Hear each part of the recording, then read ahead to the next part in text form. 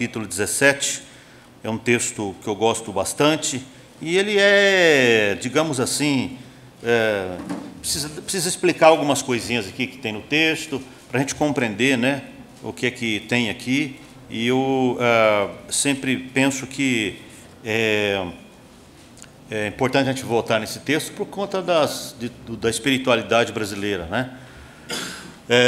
Atos 17, do 16 ao 28. Atos 17, com certeza você já leu, os irmãos que são bom de Bíblia aí já leu esse texto. Atos 17, digamos que eu estou meio que namorando um pouco mais o livro de Atos, porque 2 semanas atrás eu preguei Atos 16, então tem me chamado um pouco a atenção esse texto, e essa semana meu olho veio para cá, para o capítulo seguinte, Atos 17, versículo 16 a 28. Acharam, não? Todos acharam? Diz assim o texto: enquanto Paulo os esperava em 17 e 16. Achei. Enquanto Paulo os esperava em Atenas, em seu espírito se revoltava em face da idolatria dominante na cidade. Por isso, dissertava na sinagoga entre os judeus e os gentios piedosos, também na praça e todos os dias entre os que se encontravam ali. E alguns dos filósofos epicureus e estoicos contendiam com ele, havendo quem perguntasse: que quer dizer esse tagarela? E outros: parece pregador de estranhos deuses, pois pregava a Jesus e a ressurreição. Então, tomando-o consigo, o levaram ao Areópago, dizendo: podemos saber o que nova doutrina é essa que ensinas? Posto que nos trazes aos ouvidos coisas estranhas, queremos saber o que vem a ser isto. Versículo 21. Pois todos os de Atenas e os estrangeiros residentes de outra coisa não cuidavam senão dizer a ouvir as últimas novidades. Então Paulo, levantando-se no meio do Areópago, disse: senhores atenienses, em tudo vos acentuadamente vocês são religiosos, porque passando e observando os objetos de culto, encontrei também um altar ao Deus que está escrito: ao Deus desconhecido. Pois esse que adorais sem conhecer é precisamente aquele que eu vos anuncio. Vamos orar. Senhor, obrigado por tua palavra bendita. Obrigado, Senhor, pelo tempo que nós vamos passar aqui. Nós apresentamos, Senhor, os irmãos do Rio Grande do Sul, mas eu quero orar especificamente agora pelas autoridades daquele lugar, que eles possam olhar somente para as pessoas e colocar todas as diferenças de lado, Senhor, para que as pessoas possam ser socorridas, para que o socorro chegue, Senhor, para aquele homem, para aquela mulher, para aquele idoso, idosa, para aquela criança e tantos animais, Senhor, que estão morrendo lá também. Nós sabemos que a Tua palavra diz que o justo cuida bem dos seus animais, por isso nós rogamos por todas as vidas que estão ali, de forma especial, ó Deus, de maneira carinhosa, Senhor, pelos idosos, porque os mais jovens, de alguma maneira, eles podem sair, eles podem correr, eles podem fazer tantas coisas, e os idosos estão presos num corpo já cansado, sem poder fazer muita coisa. De maneira especial, oramos por eles. Oramos para que as autoridades, Senhor, possam ter esse sentimento com o seu povo, que eles possam olhar para aquela gente com misericórdia, com piedade, com amor, com misericórdia, como o Senhor olha, e que eles sejam atendidos, Senhor, da melhor forma possível. Senhor, fala conosco na Tua palavra, nos ajude a entendermos um pouco mais da Tua palavra, que esse culto seja um tempo de entrada no santuário e adoração ao Senhor. Obrigado pelos irmãos que estão aqui, obrigado pelos visitantes, Senhor, que todos possamos compreender um pouco mais do que o Senhor tem para nós. No nome de Jesus, amém. Antes de qualquer coisa, irmãos, eu queria esclarecer que quando a gente lê algum texto, né, é muito comum, às vezes, né, eu falo até baseado no como eu era. Quando a gente lê algum texto assim, que fala de deuses, que fala do Deus da Bíblia, a impressão que a gente tem é que parece que existe uma guerra de deuses no ar, e não é nada disso. Parece que tem um conflito entre o Deus da Bíblia e os deuses. Nada disso, a Bíblia não fala nada disso. O conflito que nós temos é conosco, é comigo e com você. Nós é que estamos debaixo de uma guerra espiritual, o mundo espiritual da maldade, os imperadores, né? O império da maldade milita contra a igreja, milita contra os crentes. Somos nós que estamos em guerra, nós temos que orar, porque existe uma guerra espiritual para cima da gente. Mas não existe uma guerra entre o Deus soberano e os deuses, porque Deus é Deus, e o resto é deuses, são entidades. São, sei lá, dá o nome que quiser, demônios, dá o nome que quiser, deuses mitológicos, não tem nem problema, qualquer nome está valendo. Então a gente precisa pontuar, porque dá a impressão que o Senhor da Bíblia está guerreando com os demônios, e é um pensamento errado.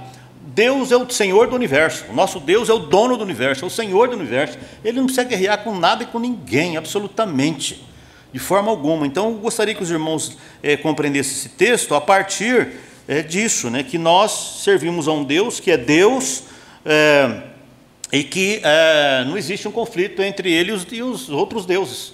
Isso é uma questão... eu vou falar algo aqui com muito respeito. Tá? Existe uma mulher, chama-se Ellen G. White.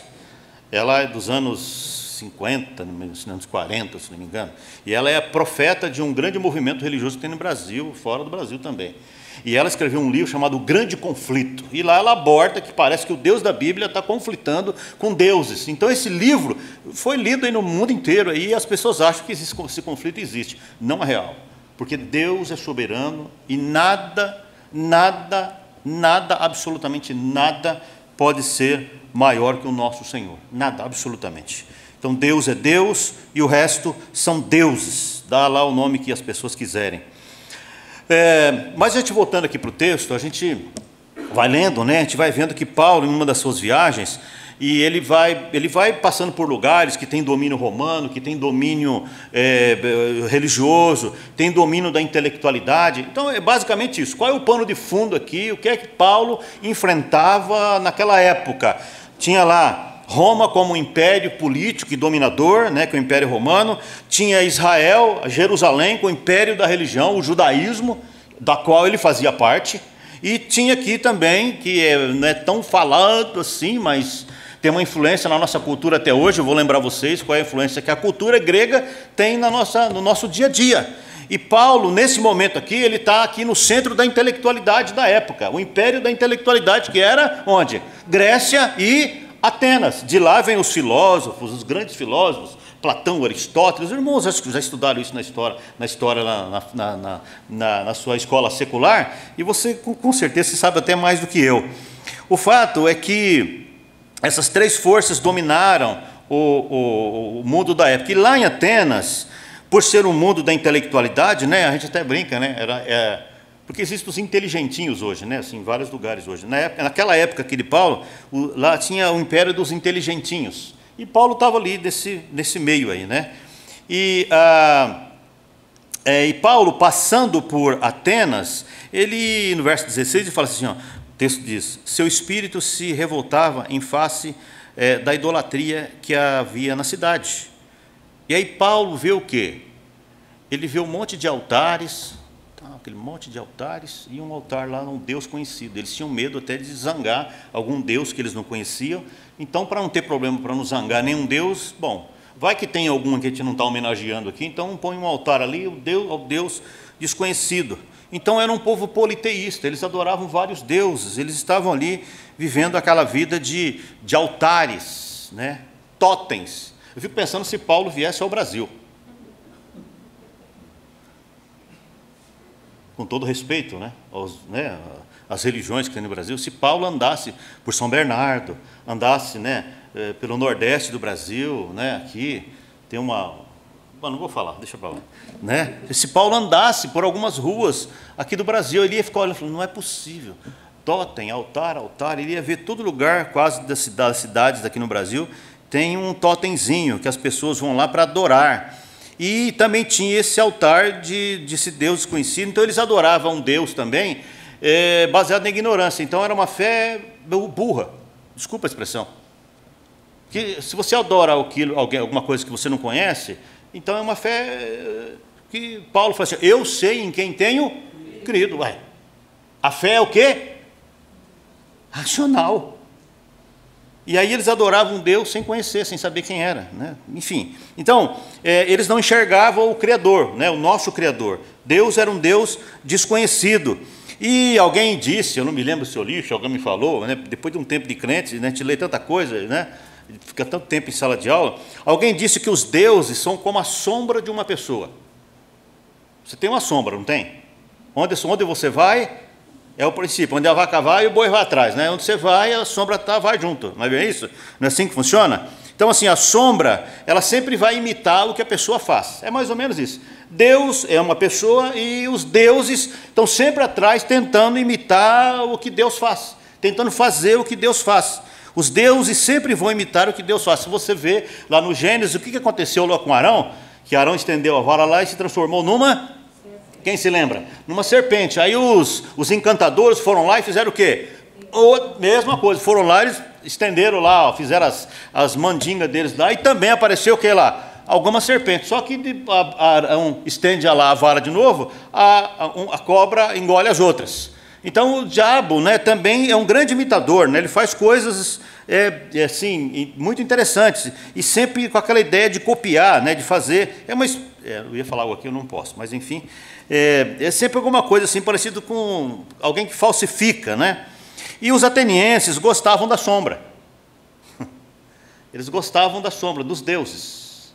Não gostava, né? E a gente precisa aprender que a vida está na pessoa, a vida não está na sombra. E é mais ou menos isso o que acontecia ali, né? Influenciados também pelos filósofos epicureus. O que são os filósofos epicureus? Você fala assim, mas o que isso tem a ver comigo? Eu não vim aqui para escutar isso. Não. O que os epicureus defendiam? Qual era a ideia central da pregação, da ideia dos epicureus? A busca pelo prazer. Então era um povo politeísta e que eram doutrinados pela filosofia de Epicuro com a busca do prazer, a busca do prazer, a busca do prazer, a busca do prazer. Antes do Epicuro, o que é que os gregos buscavam? O fato de ir para a guerra era algo que eles buscavam. Assim, os pais educavam os filhos para ir para a guerra. Então, os pais, o glamour de uma família, né, a realização de uma família, o reconhecimento de uma família é quando os filhos iam para a guerra. Depois que entrou essa filosofia do Epicuro, eles mudaram. Não, agora a guerra não. A guerra agora é a busca pelo prazer. Então, tudo que eu faço tem que me dar prazer, pastor. Tudo que eu faço tem que me ter um retorno. Eu preciso estar satisfeito com o que eu faço. Com quem nós aprendemos isso? Com os gregos. Nós temos um pouco disso. Temos ou não temos? Se eu não sentir alegria em fazer, se eu não sentir prazer em fazer, para mim não serve. Nós aprendemos isso com quem? Com os gregos. Você quer ver uma coisa que nós temos? E aí os irmãos que frequentam, não tem nada a ver, não é nada contra você, tá bom? O que nós temos dos gregos que está enraizado na nossa cultura? Qual era o visual ideal para os gregos? Quem se lembra? As grandes estátuas, lembra? Do físico masculino. Não era feminino. Aquelas estátuas grandes, os monstros, homem forte, barriga de tanquinho.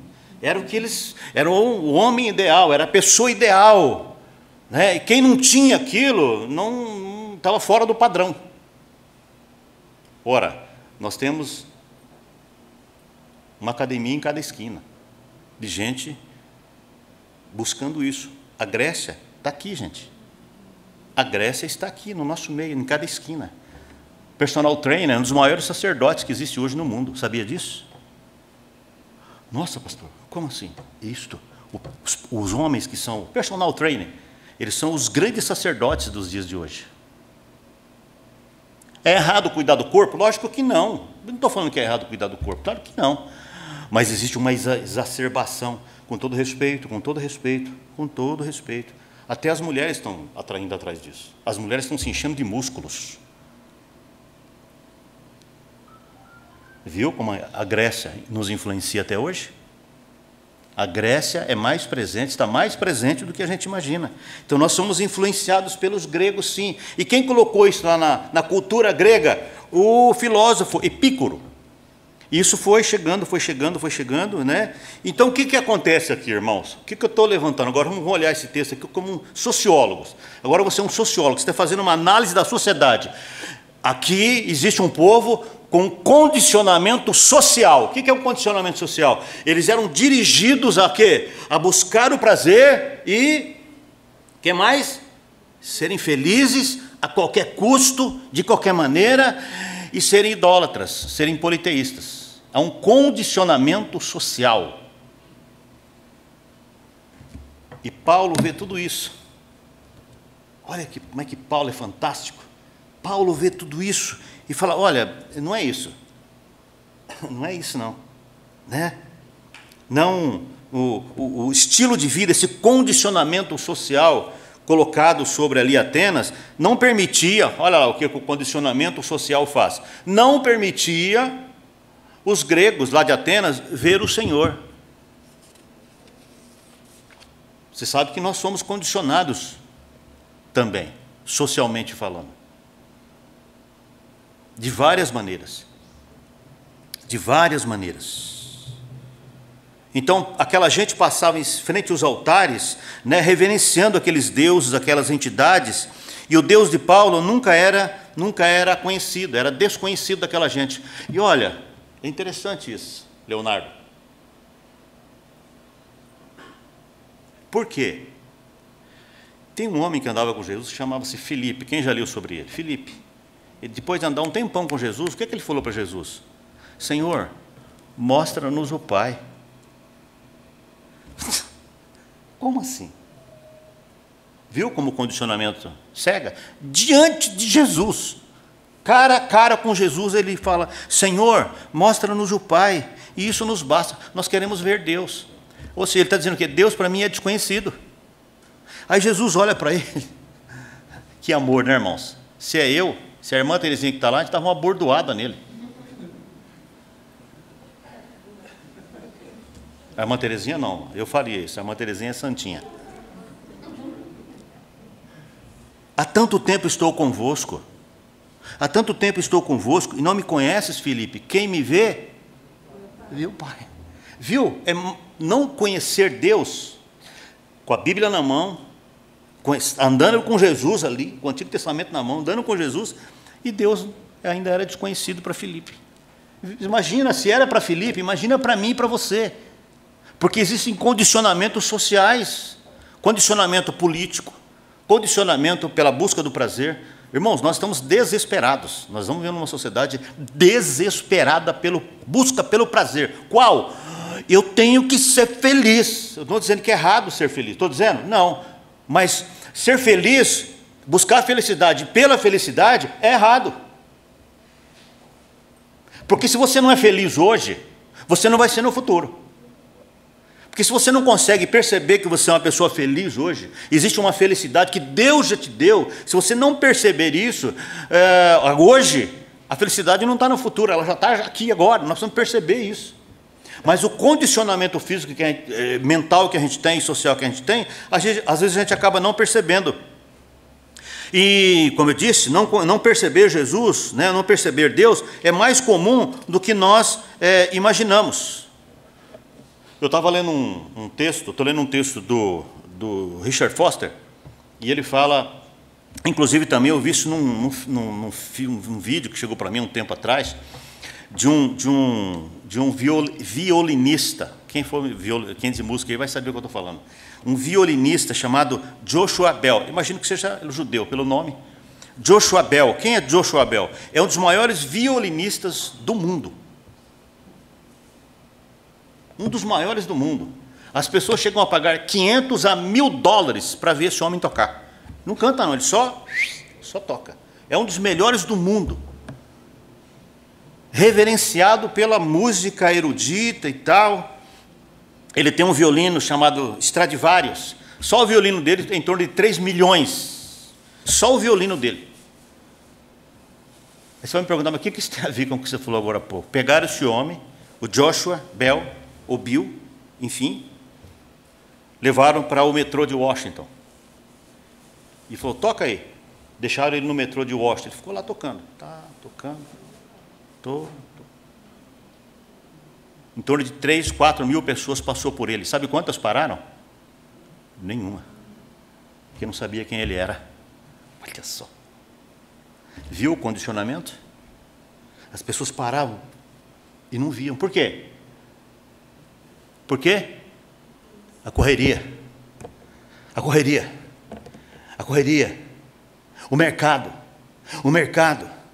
Dinheiro, preciso fazer, preciso acontecer, eu preciso ser feliz, eu preciso ter, eu preciso ter, eu preciso ter, eu preciso conquistar, eu preciso ter e conquistar, eu preciso ter, eu preciso, o prazer, pelo prazer, buscar o prazer, e ter, e conquistar, e só que isso vai condicionando as pessoas, e o Joshua Bell não foi visto.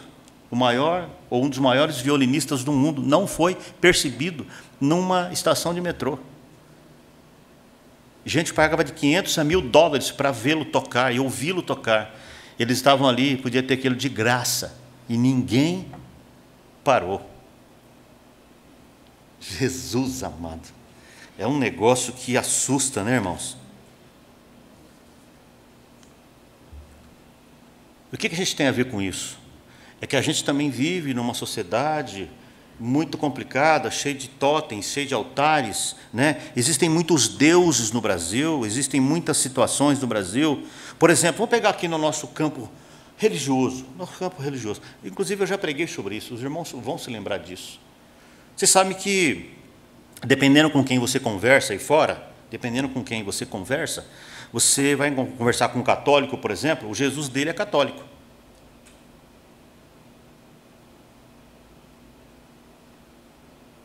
Se você conversar com uma pessoa que é espírita, ela fala que ela crê em Jesus, e o Jesus dela é espírita.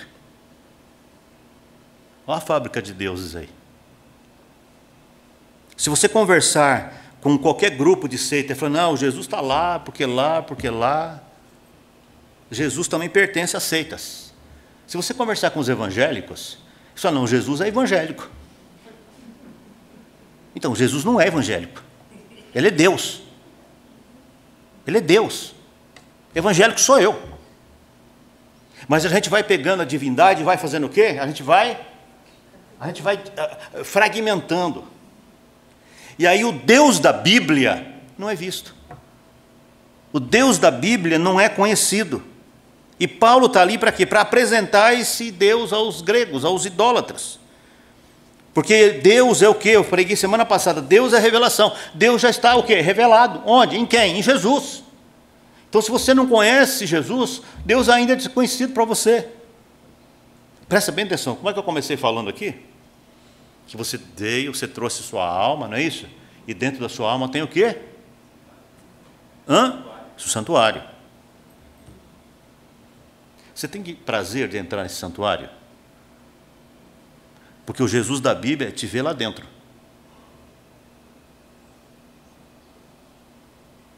O Jesus da Bíblia te vê lá dentro. E aí Paulo é Paulo, né? Paulo é um negócio impressionante. Esse homem, se tivesse fã-clube, eu seria o fã dele número 1. Né? Aqui não pode, está vendo, pastor? Idolatria isso aí. Né? E Paulo, como é que Paulo faz diante de tudo aquilo ali? Paulo diz assim, é precisamente aquele que eu vos anuncio. Ele começa a mostrar quem é Deus, quem é o Deus dele. E ele diz assim, o Deus que fez o mundo e tudo o que nele existe, sendo ele Senhor do céu e da terra, não habita em santuários feitos por mãos humanas, nem é servido por mãos humanas, como se de alguma coisa precisasse, pois ele mesmo é quem dá vida a todos, respiração e tudo mais. Aí o texto continua, pois nele vivemos e nos movemos e existimos, como alguns dos vossos poetas têm dito, porque nele também somos geração. Sendo, pois, geração de Deus, não devemos pensar que a divindade, olha aí, é semelhante ao ouro, à prata, né? A pedra, trabalhados pela arte da imaginação do homem. Ora, não levou Deus em conta o tempo da ignorância, agora, porém, notifica. Deus não leva Deus não leva em conta o nosso tempo de ignorância, mas agora nos notifica. O que é notificar? Um advogado sabe o que eu estou falando. É um aviso. É um comunicado. Paulo está dizendo isso. E agora porém, notifica aos homens que todos, em toda parte, se arrependam. A gente precisa ter um pouco dessa cabeça do Paulo, né? Nós precisamos disso, irmãos. Tem um santuário dentro de você. Se você não entrar nesse santuário, presta atenção, presta bem atenção. Se você não entrar nesse santuário e se relacionar com o Deus da Bíblia, aí, nesse santuário que tem dentro da sua alma, fatalmente você vai se relacionar do lado de fora com deuses, pensando que é Jesus.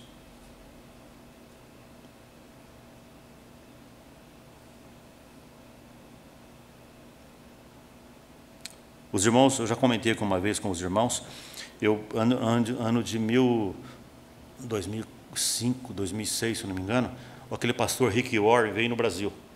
Um pastor muito conhecido, escreveu o livro Vida com Propósitos, Liderança com Propósito, ele escreveu vários livros que falam de propósitos. E aí teve um irmão que me convidou, vamos lá e tal. E aí, no meio da fala dele, eu nunca esqueci.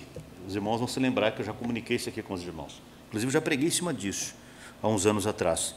Ele disse que tem 3 grandes problemas no mundo, graves, crônicos, assim, difíceis de resolver. Primeiro é a fome. A fome.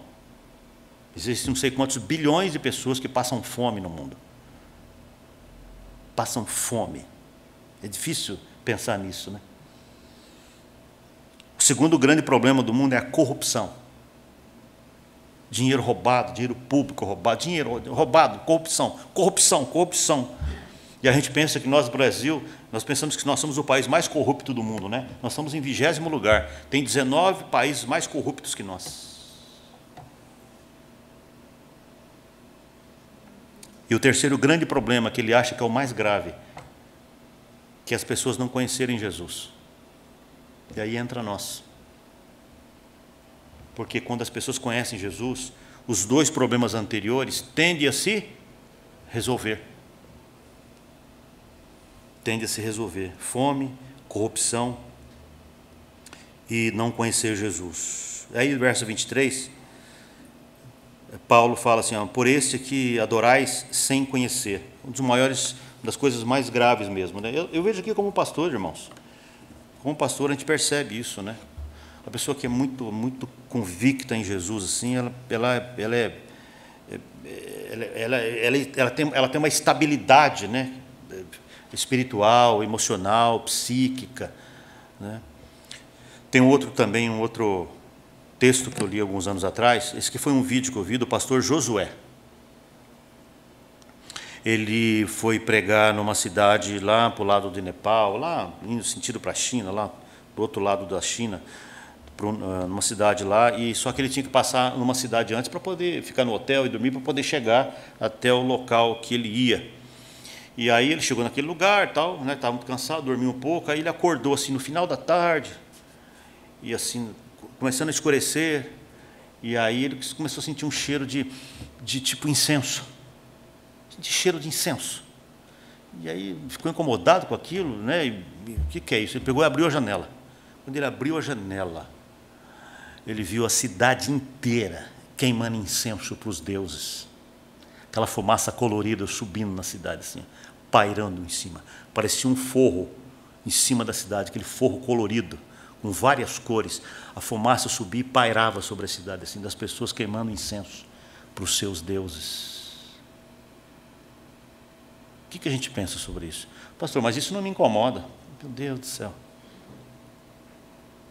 Ele olhou aquilo e ele começou a chorar. E ele disse que o Senhor falou com ele, falou, eles não me conhecem. Deus é muito desconhecido ainda, gente, em muitos lugares.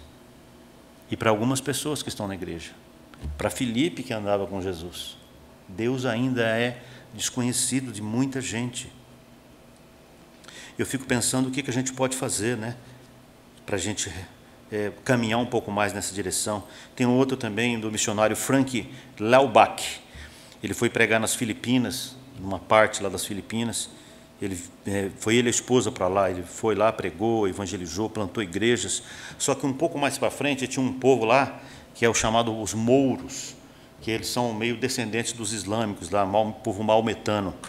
E eles tinham ódio, eles não se falavam, esses dois grupos, onde ele estava e esses maometanos, eles não se falavam. E aí ele disse que ele precisava entrar lá para evangelizar. E alguém falou, não entra lá, que periga você morrer. Não faz isso, porque a possibilidade de você morrer é muito grande. E aí, com muito jeito, ele orou, e ele conseguiu entrar naquele lugar e fazer amizade com algumas pessoas que estavam naquele lugar. E ele não foi lá para pregar. Ele percebeu que as pessoas não sabiam nem ler e escrever. Então, ele começou a ensinar as pessoas ali, na língua deles, ler e escrever. Um bom tempo, a ler e a escrever. E depois de um bom tempo, ele começou a falar de Jesus. E depois de um bom tempo, as pessoas começaram a se converter. Esse sentimento que Paulo estava tendo lá em Atenas, de trazer Deus, apresentar esse Deus revelado. Meu irmão, isso está morrendo no nosso coração. Nós do Ocidente estamos condicionados pela busca pelo prazer, pelo nosso bem-estar. Nós somos especialistas em bem-estar. Nós somos doutores, pós-doutores em pensar no nosso bem-estar. Nós temos influência epícora, nós temos influência grega correndo no nosso sangue, e a gente está transmitindo isso para os nossos filhos. A gente pensa só no prazer, no sentido de se dar bem, eu preciso me dar bem. É horrível. Eu corro o risco de dizer isso para você. Está me ouvindo, gente? Eu corro o risco de dizer isso para você. Porque se você vai para uma igreja e diz assim, ó, eu vou lá porque eu me sinto bem, você está à busca do prazer. Não. Não. Eu vou porque Deus tem uma obra comigo ali. Eu vou porque eu vou ser útil ali. Eu vou porque Deus tem um chamado para mim. Deus me diz que é ali. Eu vou fazer o que eu tenho que fazer ali. Não é porque eu me sinto bem. Porque quando a gente fala isso, por que eu vou ao shopping? Por que eu gosto de ser bem tratado no shopping? Porque eu gosto de me sentir bem. Você acha que eu vou num shopping para ser maltratado? Não, eu gosto de um lugar, mas a gente pega essa mentalidade e traz para as coisas espirituais, a gente traz para o nosso trabalho ministerial. Você acha que eu me senti bem quando eu vim para São Bernardo? Eu estava falando com o pastor Sérgio ali agora há pouco. Você acha que eu estava me sentindo bem os primeiros dias que eu estava aqui em São Bernardo? Você acha que eu me senti bem em alguns embates que eu enfrentei aqui em São Bernardo com a igreja? Você acha que eu me sinto bem com uma série de situações? Você acha que eu me sinto bem? Não, não me sinto bem, não. Não posso ser hipócrita. Em algumas situações eu me sinto muito mal. Mal. Mas eu sei que Deus tem um chamado para mim aqui. Deus tem um trabalho para eu fazer aqui. E eu tenho que ser fiel a esse meu chamado. E eu preciso trabalhar para que Deus seja revelado cada vez mais e melhor aqui. Até Deus dizer o contrário. Até Deus dizer o contrário. Esses homens, né, foram muito parecidos com Paulo, né, que trabalhou ali para poder ter o nosso Deus conhecido.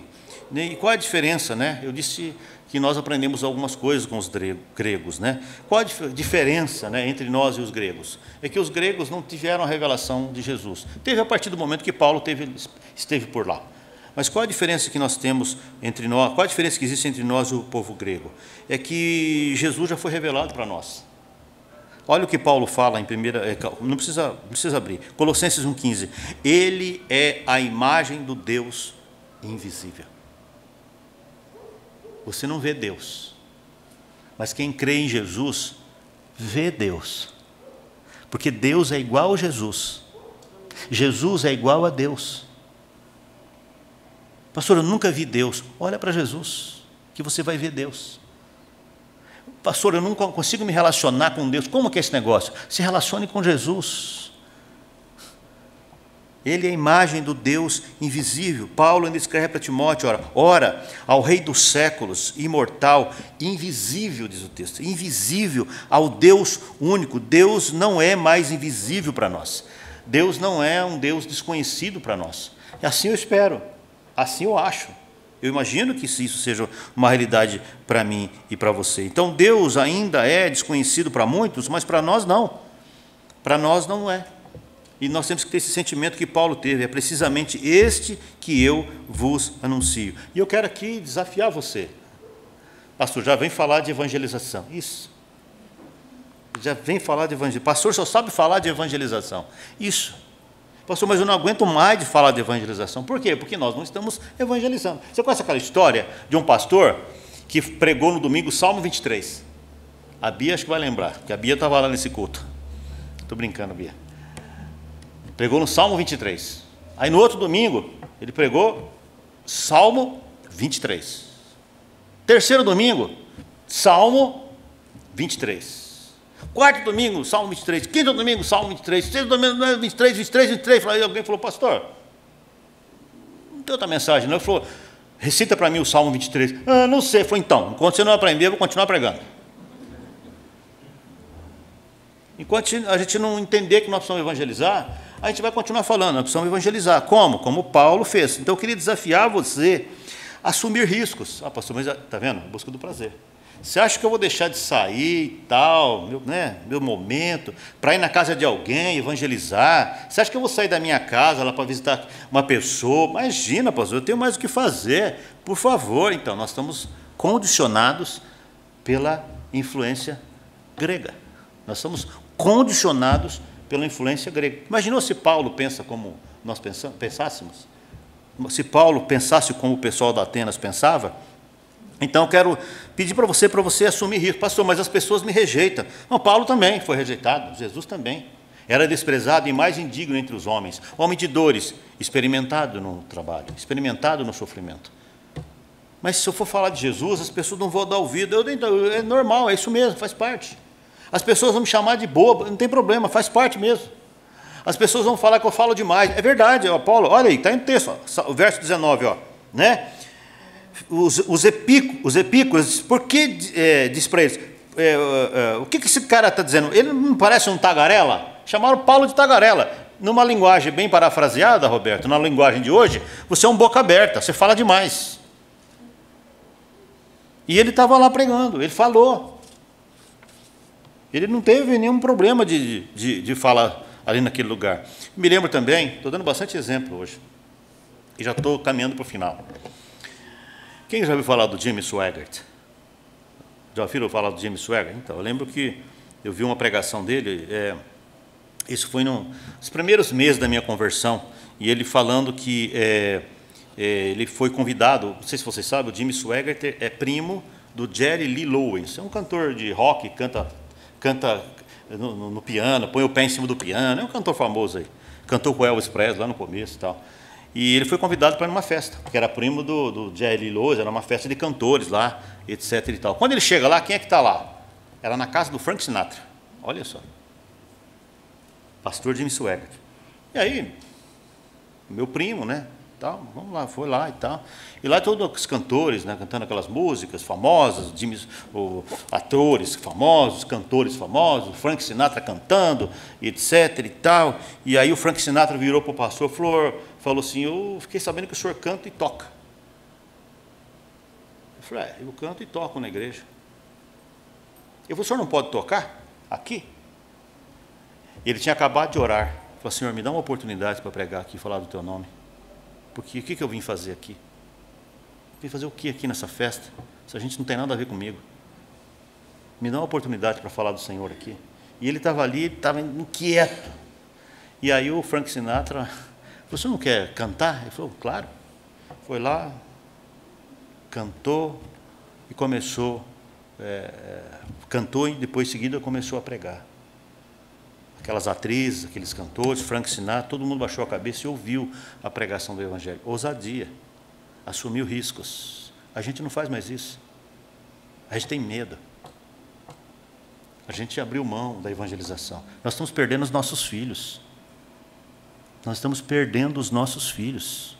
Filhos, pais que conhecem Jesus, ou que supostamente conhecem Jesus. Nós estamos perdendo os nossos filhos para os deuses, para essa cultura desenfreada que está em busca do prazer o tempo todo, fabricando deuses, buscando deuses. Então, nosso chamado é para tornar Deus conhecido, porque Deus ainda é muito desconhecido, né? Deus ainda é muito... Eu faço uma pergunta em sala de aula, quero encerrar com isso. Todo professor, quando você chega assim na sala de aula, você quer conhecer os alunos um pouco, né? E aí, eu não sei se o Valdir vai lembrar disso, não sei se eu fiz isso na sala que ele estava, e eu faço uma pergunta, você conhece, de 0 a 10, quanto você conhece a Bíblia? Aí o pessoal fica, aí é uma pergunta difícil, hein, pastor? É uma pergunta difícil. De 0 a 10, eu acho que 1. Eles ficam humildes, sabe? que está no seminário, fica meio assim. Aí eu conheço de 0 a 10, 2. Tem uns que chegam a 5. Rapaz, conheço a Bíblia, 5. Eu falei, então, mas Deus está em toda a Bíblia. E os outros 5 que você não conhece? E os outros 8 que você não conhece da Bíblia? E os outros 9? Você que conhece um, e os 9? Significa que você tem um conhecimento parcial das Escrituras, e se a gente tem conhecimento parcial das Escrituras, a gente tem conhecimento parcial de Deus, porque Deus se revela em toda a Escritura. Claro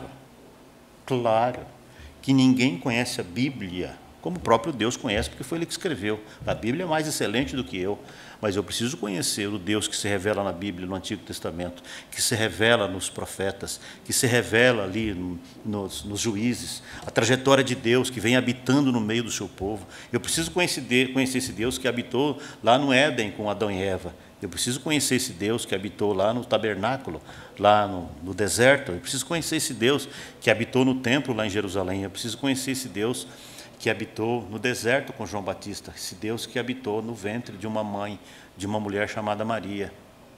Eu preciso conhecer esse Deus. Eu preciso conhecer esse Deus que andou pela Palestina. Eu preciso conhecer esse Deus que tocou em pobre, tocou em gente doente, tocou em todo tipo de doença. Ele falou com pecador, falou com todo tipo de gente, Ele habitou no meio das pessoas. Deus é revelado, irmãos. Deus é revelado, Deus está revelado, e nós precisamos conhecer. Vamos orar. Senhor, obrigado, Deus, por Tua palavra. Obrigado, meu Senhor.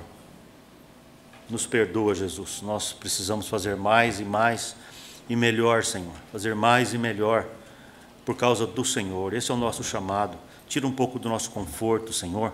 Nós rogamos, tira um pouco do nosso conforto. Nos incomoda um pouco mais para falarmos um pouco mais, fazermos um pouco mais. Senhor, nos ajuda a não pensar tanto em nós mesmos, Senhor. Nos ajude a olhar para fora de nós, olhar para o outro, Senhor. O princípio da alteridade está morrendo, Senhor, no nosso coração. Que o Senhor nos ajude, Senhor, nesta caminhada, que o Deus do Senhor, Deus de Paulo, que é o nosso Senhor, Ele já está revelado, nós conhecemos o Senhor, sabemos quem o Senhor é, mas nós não temos muitas vezes a ousadia e intrepidez que Paulo tinha, Senhor. O que aconteceu conosco? Nós fazíamos tantas coisas antigamente, a gente tinha uma agenda super ocupada com o Senhor, mas a gente foi deixando, a gente foi se ocupando com a vida, com as situações, nós fomos ocupando, Senhor, com o nosso bem-estar, a gente foi se ocupando e foi ficando tudo para trás. Senhor, nos ajude como igreja, Pai. Ajude, Senhor, esta comunidade. No nome de Jesus, se conosco, Senhor. Não desista de nós.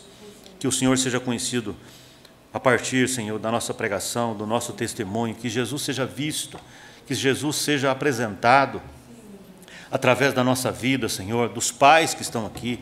Que os pais que estão aqui possam apresentar Jesus, Senhor. O que está acontecendo, Jesus? O que está acontecendo, Senhor?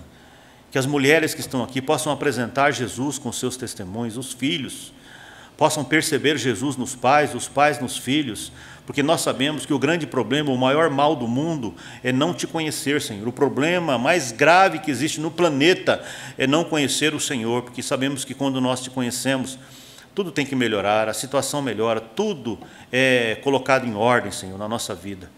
Que os propósitos do Senhor se revelem um pouco mais a nós, no nome de Jesus. Amém. Por favor, faz um louvor. Cadê? Faz um louvor.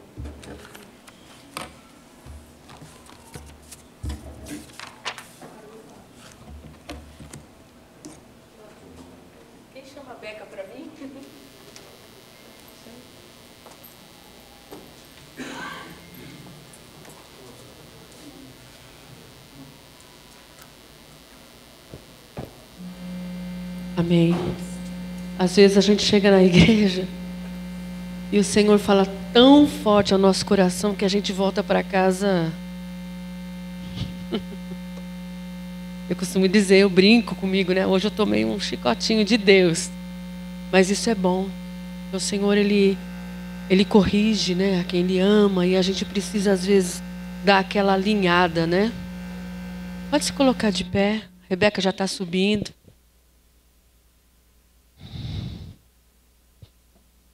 Amém.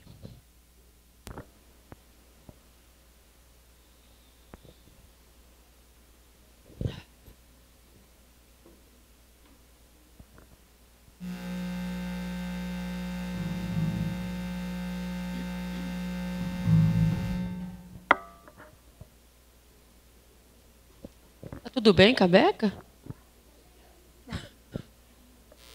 Pensei que estava passando mal.